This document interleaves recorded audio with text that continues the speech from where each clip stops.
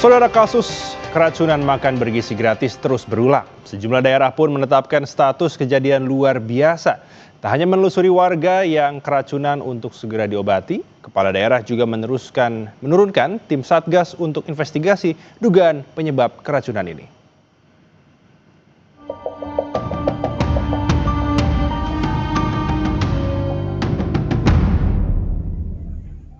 Puskesmas Kadungora, Garut, Jawa Barat kembali menerima 6 pelajar korban keracunan setelah mengonsumsi makan bergizi gratis. Pelajar yang keracunan memiliki gejala yang sama, yakni mual, sesak, pusing, dan diare. Kepala Puskesmas Kadungora menyatakan total korban keracunan di Garut berjumlah 307 orang. Seluruh pasien korban keracunan yang dirawat pada Selasa dan Rabu sudah dipulangkan.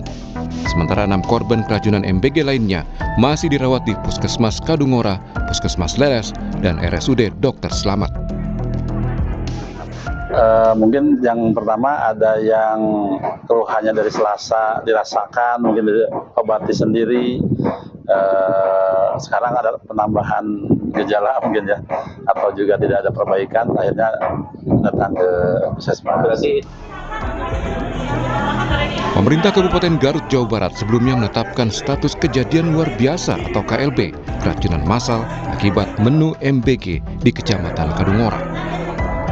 Bupati Garut, Abdusi Syakuramin meminta seluruh kepala desa menelusuri warga yang keracunan untuk segera ditangani dengan seluruh biaya perawatan ditanggung pemerintah. Dan saya minta tolong sama Kapolsek dengan Babin Kamnya ya, kemudian juga sama Danamil dengan Babinsanya melakukan monitoring. Kita nggak mau ada kecolongan sampai orang tidak datang ke puskesmas karena tidak tahu atau tidak ada biaya atau karena takut ada tidak perhatikan. Sementara itu, 80 murid SD dan TK di Kabupaten Agam, Sumatera Barat diduga keracunan setelah menyantap menu program MBG. Siswa dirawat di Puskesmas Manggopoh dan RSUD Lubuk Basung. Mengeluhkan sakit perut dan diare, diduga setelah mengonsumsi MBG yang berasal dari dapur SPPG Kampung Tangah. Gubernur Sumatera Barat Mahyeldi menurunkan tim Satgas untuk investigasi dugaan penyebab keracunan puluhan murid di Kabupaten Agam. Selama investigasi, kegiatan operasional dapur satuan pelayanan SPPG yang diduga bermasalah akan dihentikan.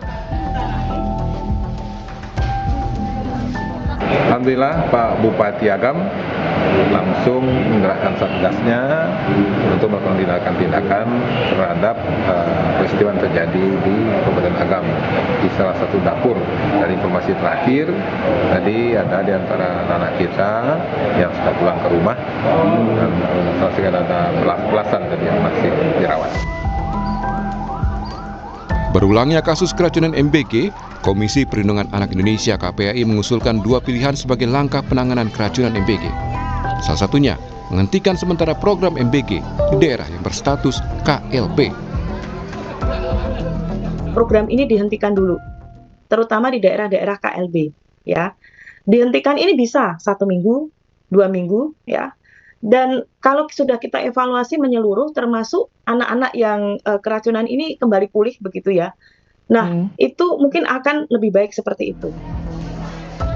Ketua DPR RI Puan Maharani menilai opsi moratorium atau pemberhentian sementara program MBG masih belum diperlukan. Puan meminta semua pihak memberi kesempatan kepada Badan Gizi Nasional untuk evaluasi menyeluruh mengatasi problem ini.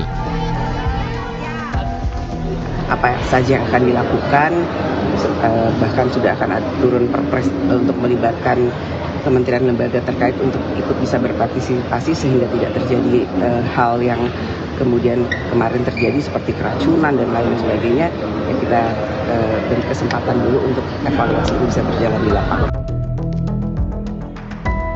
Per 30 September 2025, Badan Gizi Nasional mengungkap 6.457 orang terdampak keracunan MBG dari wilayah di Pulau Sumatera, Jawa, dan Indonesia Timur. Dengan jumlah 4.147 orang atau kasus terbanyak ditemukan di Pulau Jawa. Tim Liputan Kompas TV.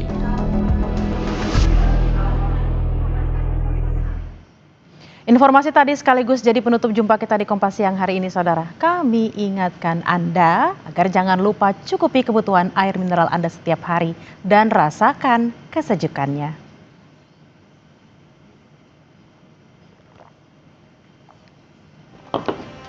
Demikian Kompas Siang, Saudara. Saya Algin Fridianto. Dan saya Tili Reabella, tetaplah di Kompas TV, independen, terpercaya. Sampai jumpa.